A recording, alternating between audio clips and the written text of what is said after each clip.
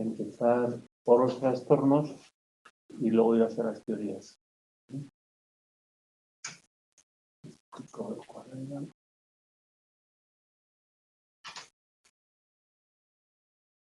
Sí, va a ser mejor, ¿no? Bueno, la primera cosa es recordar CIE 11 y DSM-5-TR no conocen exactamente los mismos trastornos en cada somatomorfos y relativos en cada sitio, ¿no? Entonces, la CIE ha creado trastornos relativos, me incluye trastornos de movimiento, o sea, no puedo mover el brazo, no puedo escribir en un examen, la parálisis del escribiente, y trastornos del día disociativo, que es un poco todo lo que veamos de personalidad múltiple. Síntomas, habrá eso, positivos y negativos. Positivos sean intrusiones espontáneas en conciencia y comportamiento y pérdida de continuidad de experiencia subjetiva. Y negativos, todo lo que vamos a ver de la amnesia disociativa. O sea, positivo, por ejemplo, va a ser todo lo que vamos a ver de personalidad múltiple, ¿no? Y negativos es, por ejemplo, no puedo recordar, ¿no? La amnesia disociativa. Características comunes: pérdida de continuidad en la experiencia subjetiva, con intrusiones involuntarias y no deseadas en la conciencia y en la conducta. Por ejemplo, no recuerdo. Y por otro lado, si yo tengo un trastorno de personalidad múltiple, voy teniendo distintas personalidades y se alternan. Incapacidad de acceder a la información. O sea, por ejemplo, vamos a ver, cuando veamos la amnesia disociativa, distintas modalidades de esa incapacidad. Mucho esto tiene que ver a partir de que haya pasado algo grave, ¿no? Dices, bueno, pues es una agresión muy fuerte, un accidente muy grave, y entonces la cantidad de información, toda la intensidad es tan grande que igual el cerebro te hace una amnesia, por ejemplo, total o parcial. Para esto deberás elaborando. Entonces, la memoria como órgano, o sea, como estructura cerebral está bien, pero no te acuerdas, ¿no? Entonces dice, no te hace de la información, no parte de ella, ¿no? O sensación de desconexión, experiencias que pueden incluso distorsión perceptiva respecto a sí mismo o al entorno, que el otro día nombrábamos la despersonalización y la desrealización. Todo se está refiriendo ahí. Despersonalización tiene que ver con uno mismo. Por ejemplo, mis sentimientos, mis percepciones, incluso se ven como alejadas de mí, se ven como distorsionadas. Hola. Y la desrealización, no, estoy viendo como el entorno, la estabilización, todo eso se va como distanciando, perdiendo color, etcétera, o intensidad. Entonces, pérdida de continuidad en la experiencia, incapacidad para acceder a la información y sensación de desconexión. ¿Vale? Y que podrían hablar de un trastorno disociativo. O sea, recordar, el cerebro no está dañado, pero está funcionando como si le pasara algo. Y recordar, segunda cosa, vuelvo a repetir, empiezo por la mitad, vemos los trastornos y luego vamos a las explicaciones, que creo que va a ser más claro. Amnesia total o parcial para la historia personal. Es que no recuerdo nada del accidente de coche que iba conduciendo yo, pero no recuerdo nada, no recuerdo nada de la violación, ¿no? Que haya habido múltiples diagnósticos a lo largo del tiempo, amnesia de conversaciones, aspectos de la vida. El trastorno mental no mejora con el tratamiento. Aquí hay algo grave que está ahí sin cerrar. ¿Entendéis? Y un trastorno de personalidad, recordar que tiene autoagresiones y que no responde a tratamiento. Ahí hay aspectos sin cerrar. Yo creo que nos viene como hacernos ver que hay algo muchas veces en personas que han tenido una experiencia emocional muy fuerte, ¿no? Negativa, ¿no? Y entonces ves que no se elabora. Y realmente son como diferentes personalidades. Según el trastorno que sea, según el trastorno que te está refiriendo, es este que vamos a ver ahora. Sí, mira, eso por ejemplo, hay cierta conexión o no entre ellas, y hay una que domina. A veces se ha utilizado como eximente en robos. Y hay una película que el abogado es Richard Gere y que el malo es un Richard Bale, ¿no?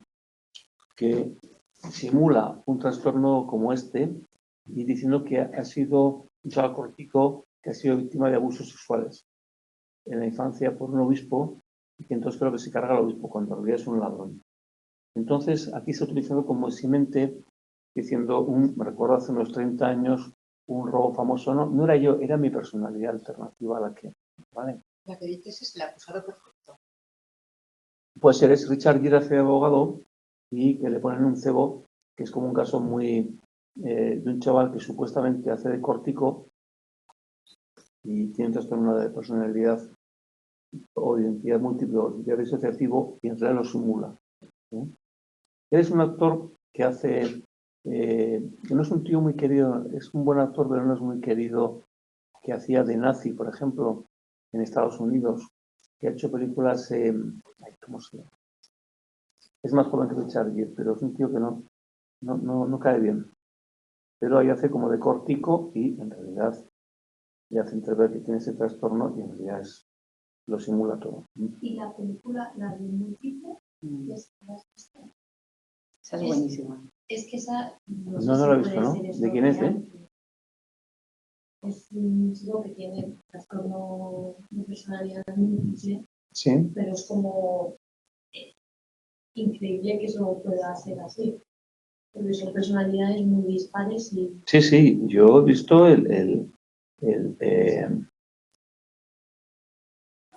múltiple, sí, pero la que digo yo, esta es de múltiple, esta es de...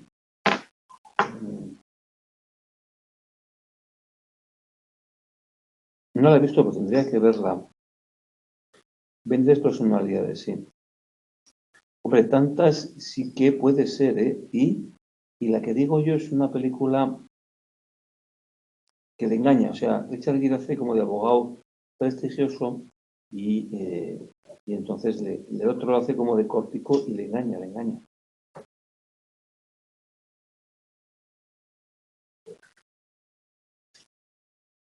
Creo que es esta, creo que es las dos caras de la verdad, creo que es esta. Sí. Y él es un actor, que se encarga de la defensa de Aaron, un joven acusado de asesinato del obispo de Chicago. Y entonces él es un actor, además es que American Psycho, por ejemplo, es este hombre,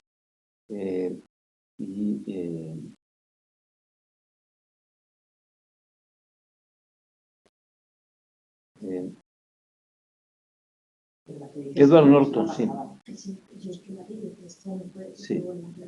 Mira, este es un abogado que entonces... Hasta en una personalidad tenía el personaje más fuerza. Sí. O sea, era como otra persona física también. Sí, mira. Cuando se pasa personalidad, como que cambias características. Pero del cuerpo y todo, la fuerza, yo me quedé. Yo tengo un libro de una forense que cuenta un caso y uno de ellos fuma, el otro no. Claro. Sí. Y puede otra personalidad cambiar orgánicamente tu cuerpo. Porque en esa película que comenta mi compañera, cuando adoptaba la otra personalidad, su cuerpo físicamente era más fuerte. O sea, era capaz de hacer cosas que... Una cosa es tener la sensación de y otra cosa es ser más fuerte. Yeah. Una cosa es encontrarte con más recursos. Desde luego, en la que os decía Richard Gere, le engaña simulando este trastorno. Ya digo, yo he visto utilizarlo como eximente, ¿no? Además hubo un robo famoso en Pamplona que se utilizó. Entonces, hay dos o más personalidades bien definidas, cada una con sus pautas de percibir, relacionarse y pensar. Y toman el control de la conducta, es más recurrentemente hay una que domina, ¿no? Discontinuidad del sentimiento de sí mismo o de la propia identidad e incapacidad para recordar acontecimientos cotidianos, emoción personal y ligado a experiencias traumáticas. En esta película Richard Gere lo ligan a abusos sexuales, ¿no? Y entonces era como un hombre muy agradable y luego se volvió un asesino. pero luego lo que se ve que en realidad es un simulador. El cambio puede ser repentino o gradual. Entonces lo que se intenta decir, bueno, pues que una persona, padre de familia, por decirlo así, afable, acaba haciendo un robo muy grande, ¿no? Entonces un poco lo explican desde ahí, ¿no? No he visto, tengo que ver esa peli. Entonces la personalidad original suele ser más sumisa, más dependiente, mientras que las otras igual se enfrentan de manera más conflictiva a los problemas, ¿no? Dr. Jekyll y Mr. Hyde van un poco presentando esta idea, ¿no? Que realmente es la misma persona, ¿no? Y en cierto modo coge ese trastorno, ¿no? Y ves diálogos entre dos Gollum, ¿no? El Señor de los Anillos tiene bastante de esto, ¿no? Gollum, pues, hablan entre ellos y se gritan, ¿no? Hay alteraciones de la memoria, síntomas depresivos, intención suicida y pueden convivir, o sea, a la vez o una a la otra y acordarse una de la otra o no, ¿eh?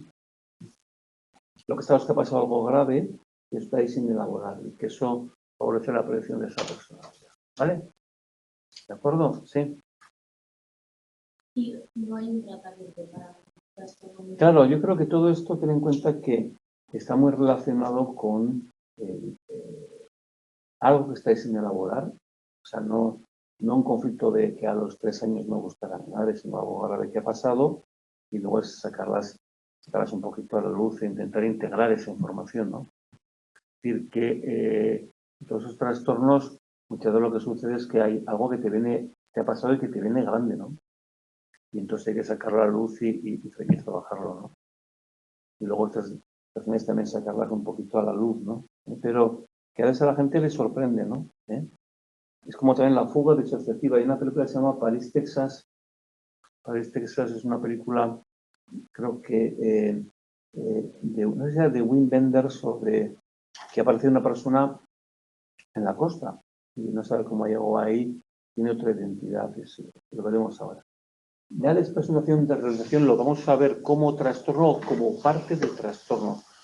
Cuando en el trastorno de pánico, en el ataque de pánico, recordar que hay ideas, o sea, temor a volverte loco o temor a morirte, y este fenómeno de despersonalización de realización, que es como muy perceptivo.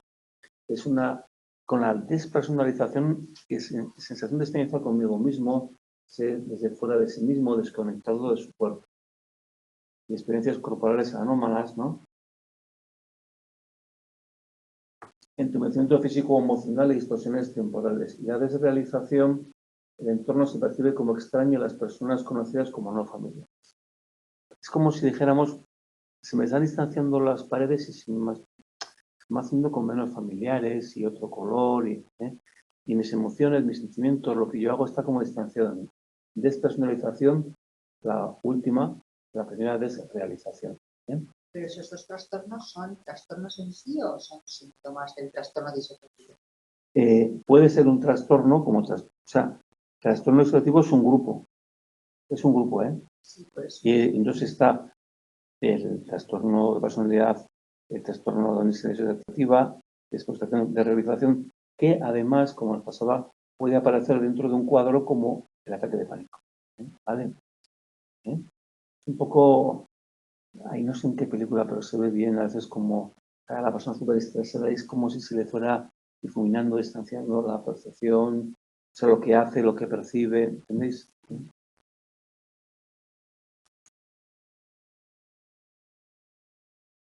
Son patológicas cuando aparecen, o sea, cuando producen un malestar de la persona, son recurrentes.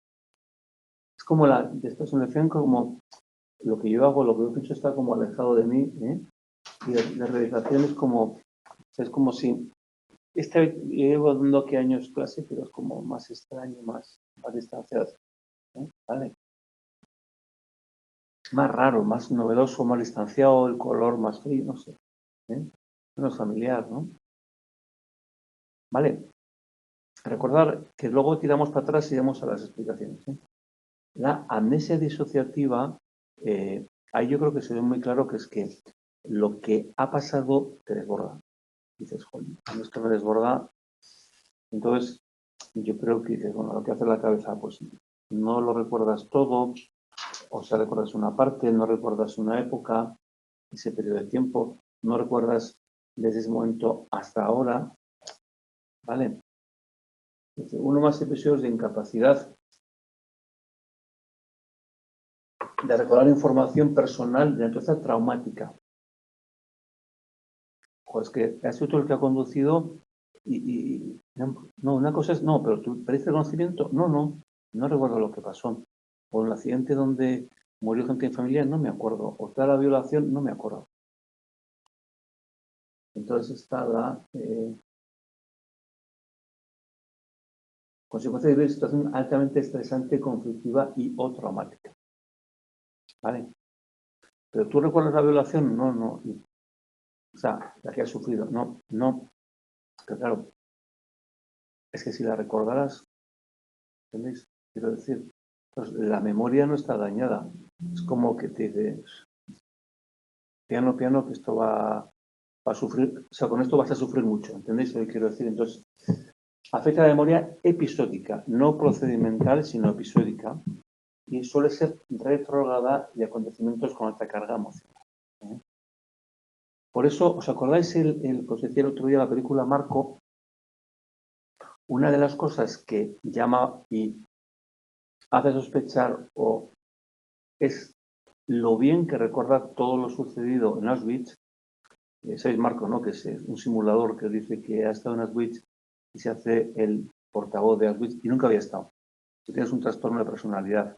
Pero lo que llamaba la atención es que no tenía amnesia disociativa. Y, entre otras cosas, lo que tiene es un trastorno de personalidad con una infancia muy, muy dura, muy, muy cruel. Entonces, duración de minutos a años y suelen desconocer, no, pues no recuerdo esto. Es como cuando te levantas que tienes un problema y te despiertas, qué bien, y al rato te acuerdas, joder, pues ese qué bien. Localizada, no recuerda acontecimientos durante un periodo de tiempo. O sea, esos 3 meses no me acuerdo de nada. Selectiva, recuerdo parcial de los hechos durante un periodo de tiempo.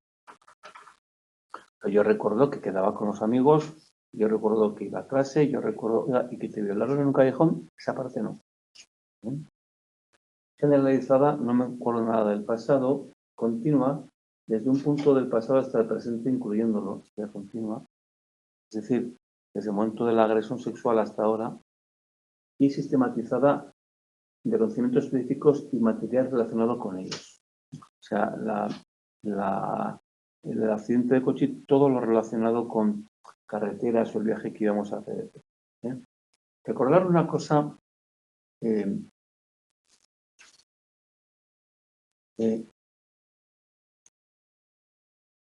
cuando vemos las teorías, yo creo que viendo esto te encaja, ¿no?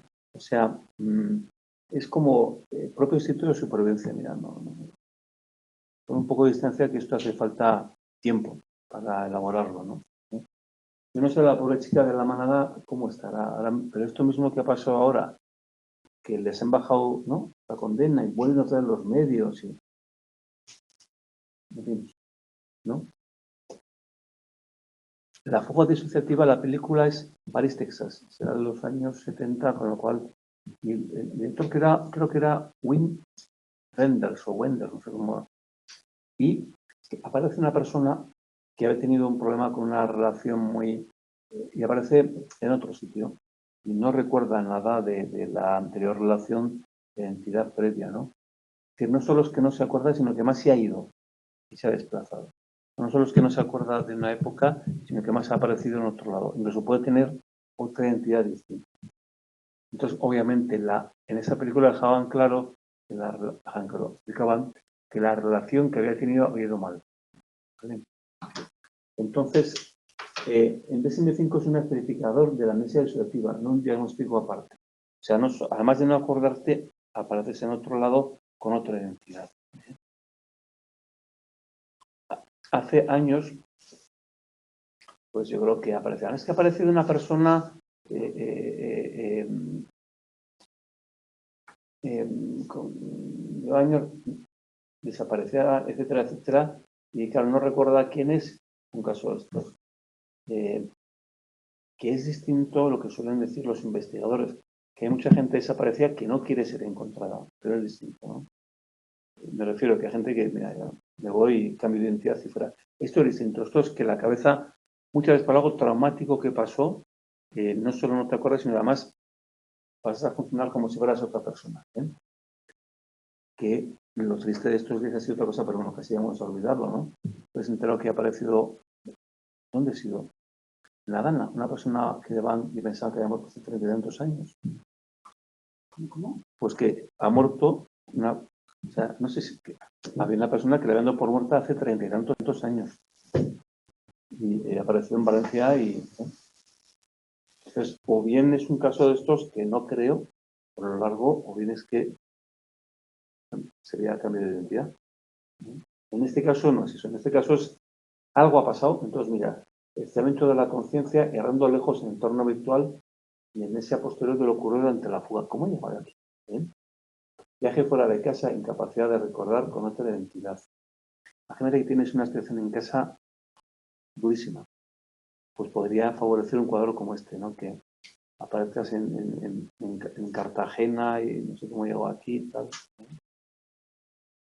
Episodios de remisión espontánea, incluso puede crear una nueva identidad durante la fuga y otro nombre, instalarse de otra manera, ¿no? Y no recuerdan acontecimientos previos a la fuga. Y después o sea, es como si bloqueáramos la memoria y empezara una identidad nueva y luego de acabar la fuga, no me acuerdo, o sea, es como si está disociado, ¿entendéis? Es hasta la fuga haya pasado algo gordo, tú pasas otra identidad, además te preguntan por lo de, no, ni idea, ni idea. Y luego, igual, cuando la cosa se resuelve, vuelves a recordar tu anterior identidad. En este caso, en París, Texas, es que ha pasado una relación de pareja o lo que sea muy negativa, ¿no? Joder, la E no es nada, la E es el trastorno de trance, identidad y posesión. Tiene un poco como que el estado de conciencia, aunque tu cerebro esté bien, pues estás como en un estado de conciencia alterado. Pero, ojo, estás oyendo, ¿no? O sea, no hay como cuando estás en coma, ¿no? Eso es. Y de posesión es como, ojo, es distinto al, recordad que veíamos las vivencias de influencia en la psicosis, aquí es distinto. ¿Os acordáis que decíamos las alucinaciones, vivencias de influencia que tu pensamiento, tu conducta, te lo dije otro, es distinto? Vale, vamos a verlo. Trastorno de trance dice pérdida temporal de sentido de identidad personal y plena conciencia del entorno. Y el trance y posesión, pérdida de identidad personal que es reemplazada por una posesión de identidad externa. Experimenta acciones controladas por ese agente exterior. ¿Vale? Como, claro, antes en algunas cadenas de televisión sacaban gente que es, joder, ¿os acordáis de la mochila de Pochola, el rollo que hubo hace muchos años? Entonces, ahí estaban simulando, ¿no? Pero hay gente que le viene tan grande la cosa que se queda como en trance. Entonces, en la psicosis, esquizofrenia esquizoafectivo, hay vivencias de influencia, que no es esto. Esas influencias que tienes la impresión de que alguien te mete el pensamiento, te lo roba, controla tu conducta, te lo lee, se transmite. Y diferente a la reexperimentación del estrés postraumático que decíamos, recuerdas o vivencias. ¿Vale? Y otra cosa es la epilepsia. En la epilepsia sí que puede haber un estado como de alteración del electroencefalograma, o sea, de alteración cerebral que crea algo parecido. ¿Vale?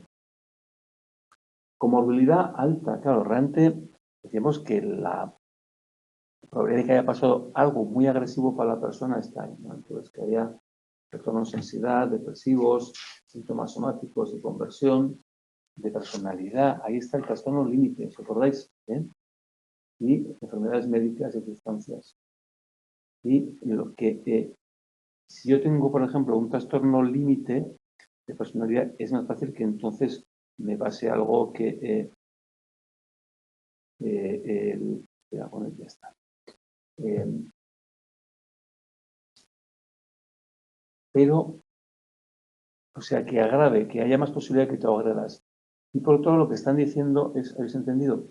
Que es factor de mal pronóstico el trastorno disociativo para otros trastornos porque realmente algo ahí sin resolver. ¿Vale? El diagnóstico diferencial dice no se debe a una sustancia o una afección médica, no se explica por otro trastorno, no se debe a simulación. Claro, es muy goloso. Joder, me han pillado robando. No, es que esto es muy... ¿verdad? No se debe a trastornos facticios. Recordar que es un trastorno que el objetivo es tener un rol de enfermo y que te recibas las atenciones de como si estuvieras enfermo. Entonces tú simulas enfermedades, digamos que puedes hacer cortes, puedes tomar medicaciones que te generen mucho, que generen diarreas. ¿Eh? Y deterioro cognitivo realmente puede haber fallos de memoria, un inicio de demencia, fallos de memoria, por ejemplo. ¿Eh? Y hay que diferenciar un poquito entre ellos, ¿no? Recordar la despersonalización de realización del trastorno de personalidad múltiple. ¿Vale? Juan, el de posesión no lo he entendido. O sea, agente de espionaje. No, que mira, es aquí. Aparte que es una posesión de una entidad externa, experimentaciones controladas como si alguien dirigiera mi conducta, que es distinto a las ideas delirantes o a los síntomas de la psicosis de ideas delirantes de control o de influencia. ¿Vale? Pues tú tienes la impresión como si alguien fuera poseído por el diablo. Algo de eso se refiere. Y experimentaciones controladas por ese agente exterior. Y otra cosa distinta es que hay gente que sea muy influenciable, que entonces pues tú, ¿entendéis? Puedas como influir mucho en su conducta. Pero esto es distinto. Esto es que algo gordo ha pasado, que o estás como, o sea, alteración de la conciencia, alteración de mi identidad, y además es como si alguien controlara o dirigiera mi conducta. ¿Vale? Por ejemplo, en sectas así se daría a la Sectas yo creo que más, a mí me da la impresión de que es, y que es propio de gente muy influenciable, muy dependiente, muy influenciable, ¿no? En cambio, aquí es que ha tenido que pasar, normalmente pasó algo gordo. O sea, entonces, esa alteración de conciencia en el sentido de no tener los pies sobre la tierra es que ha pasado algo gordo, a eso se refiere. ¿Vale? O sea, yo creo que mucho se entiende desde que estoy desbordado. Sectas, más bien es una persona que es mucho carácter, que influye mucho, y él, entonces, influye mucho en otros, ¿no? ¿Verdad? Pues el otro día recordamos la película de los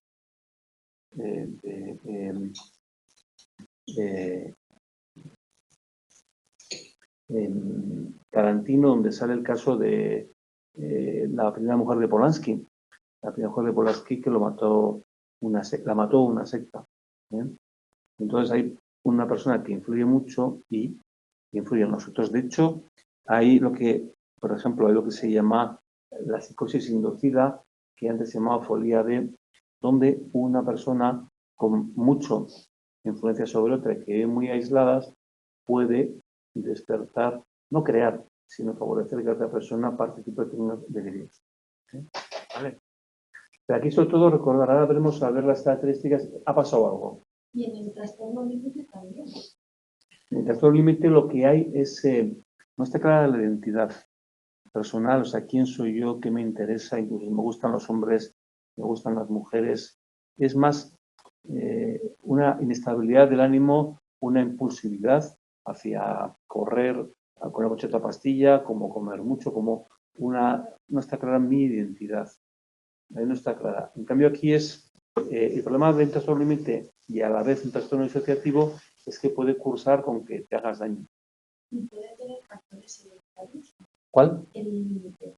El límite lo que puede tener es una facilidad, como dijimos, una reactividad muy grande hacia la impulsividad, hacia la inestabilidad. Una cosa es que luego ya circunstancias, o sea, son multifactoriales, ¿no? Pero yo creo que ahí suele haber ahí mezcla, ¿no? Entre factores de cosas que has vivido y luego una gran, es que, no, pero a 180 yo he conocido por la carretera de la Universidad de Navarra. ¿Entiendes? O cómo te has metido 30 comprimidos de neurolépticos y con uno cada redondo. ¿Entendéis? ¿Cómo has podido engordar 40 kilos en 8 meses? Esa impulsividad es como si no hubiera freno de mano, ¿no?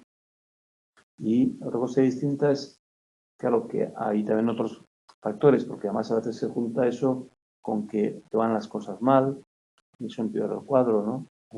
Antes cuando trató el límite se decía, bueno, a partir de los 30 y tantos la cosa va bien. Pero claro, lo que se decía, porque claro, el que seguía vivo, ¿entendéis? Pero se ha visto que a los 50 gente con trastorno límite dice, pero qué he hecho yo con mi vida. Cae. ¿Vale? Los exorcismos y esto serían este tipo de... No. Yo creo que eso se entiende mejor como pensando que ha pasado algo grave. El exorcismo, yo creo que es otra cosa. Yo creo que son gente muy influenciable, ¿no? Y entonces lo mismo que la hipnosis, lo mismo que... O sea, no tiene nada que ver con el tráfico sexual. ¿Con él? No. Esto es, o sea, es como me viene grande algo y actúa así, ¿no? El exorcismo es a ver, la persona está como en un estado alterado de conciencia, pero muchas veces es que está sugerido por el que le está haciendo ¿no? Es lo mismo con la hipnosis. Yo sí que he visto estar 200 tíos en una sala y de repente el que está dando la charla tose y ¡pum! Se quedan 10 dormidos. Eso lo he visto hacer. Pero claro, selecciona gente muy influenciable, ¿no? Esto sobre todo yo creo que es que algo te viene grande. Algo ha pasado ahí que... Y entonces, claro, pues es como más entendible. Luego vamos a ver un poco más en detalle, pero de esta manera un poco más simple. Ya será verdad eso, que caen. Yo siempre he pensado que son topos. No, yo he visto en un congreso de psicología, lo he visto. Lo que pasa es que son gente muy influenciable y entonces no todo el mundo es hipnotizable, claro. ¿No? Y son gente ajena de repente, o sea, está No. certificado que no son... Sí, pero lo único que han hablado con ellos antes y han buscado gente, mira, para un experimento de hipnosis y gente que sea muy influenciable. Joder, muy influenciable, o sea, que la opinión de un tío con carácter pegue más, ¿no? Entonces sea más fácil que entonces que se hipnoticen. Yo he visto hipnosis al principio para gente, al principio, hay momentos en que había personas que iniciaban dejar de fumar, lo que pasa es que luego se extingue y vuelven, o sea, para cogerle asco al tabaco, pero luego vuelven, ¿no? Y el que lo hacía era un hombre con mucha planta, ¿no? Y otra cosa distinta es que luego están los charlatanes, ¿no? Claro, esto es otra cosa que bastante. El otro día yo le vi, mira, yo tuve un profesor de terapia humanista, que llevaba muchos años haciendo psicoterapia, y yo nunca he cogido una baraja de tarot, nunca, ¿eh? Sentó a una y parecía que estaba adivinando. Pues yo le vi a Rapel, ¿dónde le vi? Le vi en el hormiguero. Claro, joder, el tío es que es un grandísimo comunicador, pero yo, aparte me parece súper inteligente. Tienes que dar la impresión que está adivinando, claro, y según las cartas lo que salía, tal, bueno.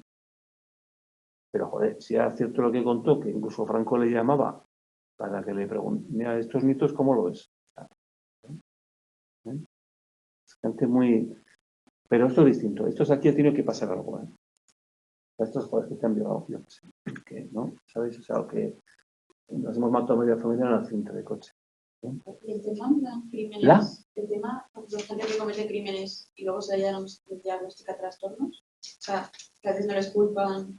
Depende de qué diagnóstico sea. O sea, una cosa es que tú tengas, por ejemplo, una psicosis y entonces tengas voces que te estén diciendo, mira, vienen a matarte. Y estés convencido de que sea eso. Eso pasó hace años en un hospital de Madrid, que además era un o una médico que no estaba diagnosticada y agredió. De más estas características de personalidad disocial o antisocial, que da igual si se queda sin comer. Yo, como quiero esto, ahí va, pues se me ha ido la mano, pues se me ha ido. Entonces cuadraría el Chapo Guzmán, todos estos son unos psicópatas de mucho cuidado. Y luego lo que tenemos son muchísimos psicópatas de guante blanco, esto está claro, ¿no? ¿Y se quedan libres? ¿Si tiene un trastorno? Si es una esquizofrenia y se demuestra que está descompensado, normalmente es más tratamiento psiquiátrico. Entonces a veces comienza con un ingreso y luego ir viendo, ¿no? Ojo, hay que irle avisando al juez cada tanto tiempo como está. Y no creas que es tan fácil, ¿eh? O sea, no es tan fácil que no hay, o sea, lo que hay es mucho sentido común, lo que yo he visto, ¿no? Hacia la familia de la víctima y por otro lado, pues ir seguros, ¿no? De que la familia se compensó, etcétera, ¿no? Y luego ha habido hospitales psiquiátricos, o sea, psiquiátricos penitenciarios, pero no, que hacen su labor, pero es mejor que una persona pues esté en un circuito donde haya larga estancia, etcétera, etcétera, ¿no? Ahora, estos que se han cargado a la maestra, no, a la educadora, pues, nos está hablando de lo que hemos visto con el trastorno disocial, ¿no? O antisocial, que podría empezar antes de los 18 años, ¿no? O sea, que igual estaban, como se dice, matando una mosca a cañón, al revés.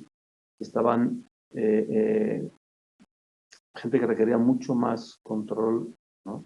¿Veis, no? Claro, ahí hay un error, ¿no? Y otra cosa distinta es que tú tengas eximentes, por ejemplo, no sé, una depresión muy grande, cosas de estas, o por ejemplo, a veces hay eximentes del tipo de yo consumo anfetaminas porque tengo un TDAH, entonces, cosas de estas, ¿no?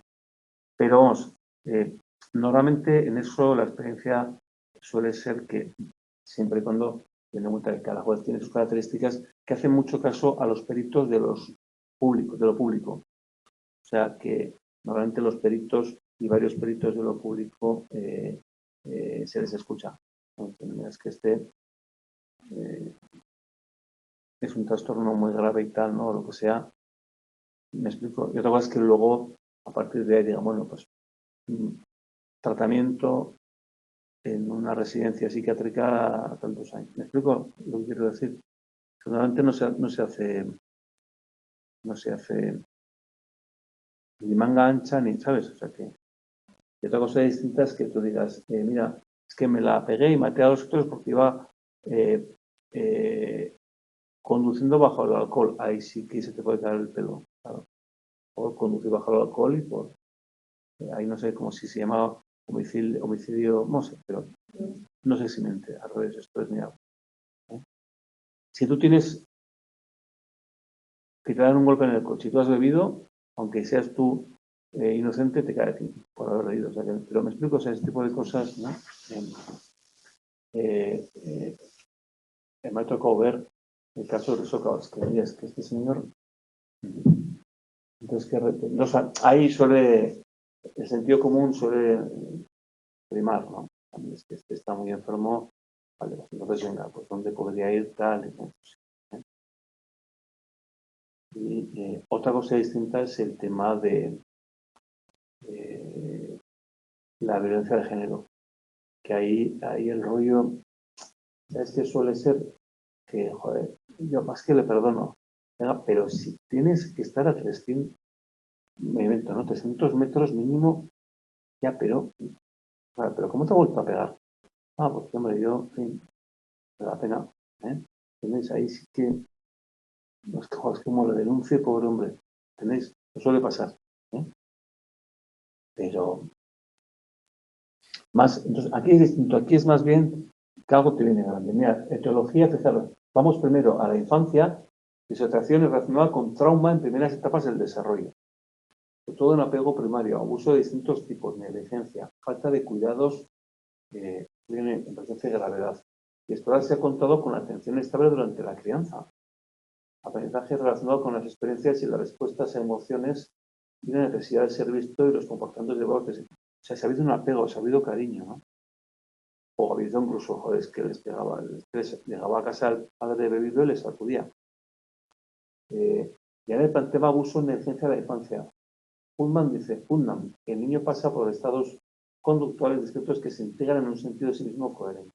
Ante situaciones traumáticas, el cerebro se puede desconectar, desarrollándose un estado de conciencia diferente al normal que le aísla de experiencias abrumadoras. A veces cuando no tienes un problema, de repente os va a la cabeza la fantasía.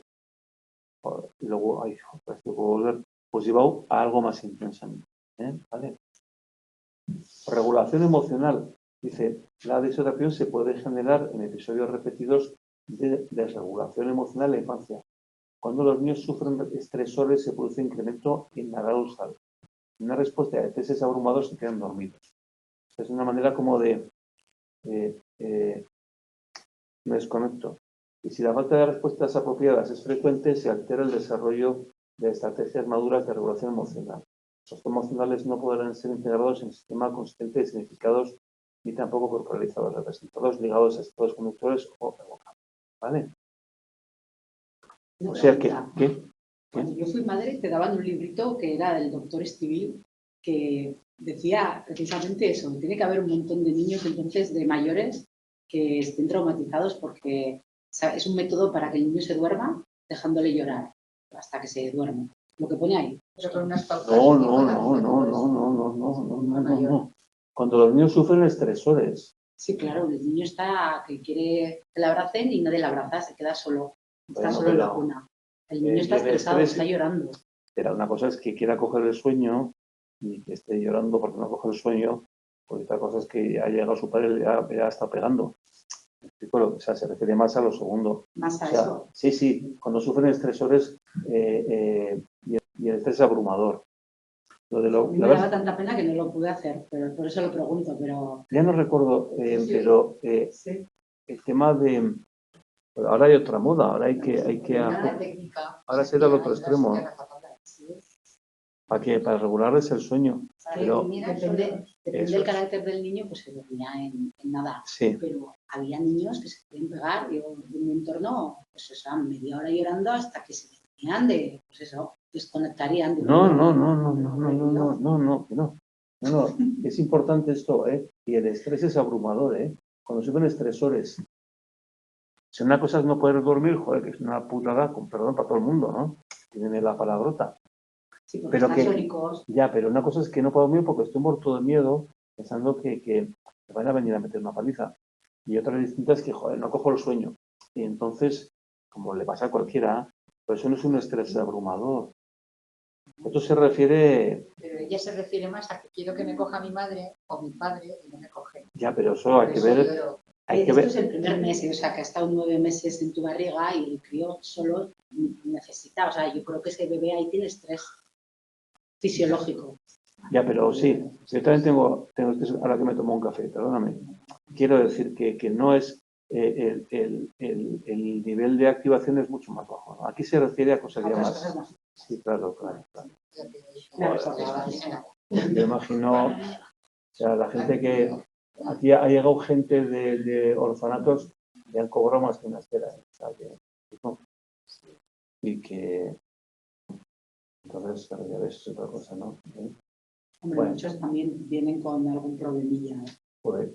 Pero no, o sea, que en países del este han soltado, o sea, cuando digo soltar, porque ahora no sé, porque ha bajado mucho las adopciones, pero hace 10-15 años era muy difícil adoptar en países del este y los que permitían venir a España eran precisamente los que... Pero esos niños vienen con apego inseguro, ¿no? Casi todos. Claro, eso te afecta luego en tu... Eso es, esto estamos hablando, claro. A eso se refiere lo de trastornos límites de personalidad, etc. Claro, luego pasa lo que pasa. Sí. A ver qué ves. Sí, no sé si habían disminuido las adopciones un 90%. Las adopciones, o sea, al 10%. Por algo será también, yo creo que ha habido aquí... No sé. Bueno. ¿Qué? Bueno. Los fenómenos disociativos no necesariamente patológicos, quedarse absortos en el experto, díganlos en el estado de conciencia que tienen en base a un trastorno mental o una condición orgánica, separación temporal de los que se experimenta como procesos mentales integrados. Es disociación. El recuerdo, lo que hice, lo que percibo cuando estoy en la despersonalización de realización y situación, puede ayudar a la persona a atenuar la influencia de acontecimientos vitales estresantes. Esto es claro. ¿Cuándo es grave? Cuando es crónica, general, con sufrimiento. ¿No habéis tenido un problema y estéis cansados y fantaseáis justo lo contrario? Porque bien me va todo. Yo vuelves y no me está cuando Marcos, ¿no? Eso es normal lo que yo he descrito, ¿no? pero el ya llevado a tener una personalidad distinta ya es patología, ¿entendéis? ¿No? O sea, joder, la cantidad de gente, es que ya no está tan de moda, pero la moda que había de tocar la guitarra sin guitarra, había concursos, me acuerdo en Japón, de tocar la guitarra sin guitarra. Vamos a hacer eso. Pues te ponía la música y tú hacías así, sin guitarra. Se sabe que es la fantasía, te sientes muy bien, pero eso lleva a un extremo, ya estamos hablando de otra cosa, ¿no? Entonces, dice Cardeña diferentes matices con los que la disociación aparece en la literatura. Disociación como módulos o sistemas mentales no conscientes o no integrados. Como alteración de la conciencia normal. Ahí tenemos conciencias que ves como, sí, insisto, esta habitación como si difuminada, alejada, la desrealización. Como mecanismo de defensa, dice, nivel del conocimiento consciente, recuerdos, sentimientos y percepciones de experiencias traumáticas. El DSM-5 dice interrupción y discontinuidad en la integración normal de conciencia, memoria. Conciencia, decíamos, el trastorno del trance, la memoria, la amnesia disociativa, identidad propia, personalidad, ¿no? Emoción, percepción, como alejadas de mí, como la identidad corporal, el control motor y el comportamiento. Control motor, ¿cómo se dice? La posesión, ¿vale? Y trastorno de trance es como si tuviera la conciencia alterada, pero el cerebro está en su sitio. ¿Entendéis la diferencia? El CI-11 muy parecido añade idea de no voluntariedad. Además de que es autor parcial, entonces dice, el concepto de sedación tiene no hay una conciencia, una definición consensuada por expertos. En psicopatología, 3 conceptos, categoría diagnóstica, grupo de síntomas y un proceso patogénico que interfieren con la integración de funciones mentales y mantienen separadas distintas partes de la personalidad. Es decir, cuando yo estoy con la despersonalización, todo como alejado, ¿vale? Y la Holmes diferencia en disociación la compartimentalización, sea fallo parcial o completo en la capacidad de controlar deliberadamente procesos o acciones habitualmente bajo control voluntario. Por ejemplo, la amnesia. No consigo recordar. ¿Entendéis? No, si yo razono, pero eso no lo recuerdo. Y el distanciamiento, ¿ves? Es como algo muy alejado de mí. Yo creo que esto se ve a veces en películas de guerra. Yo te digo, no cuando te queda un balón que te quedas, no, sino cuando tienen el recuerdo, cuando tienen, ¿vale? Farina distingue desintegración, emociones desbordantes y defensas arcaicas. O sea, se refiere muy básicas, que es alejarlo de la conciencia.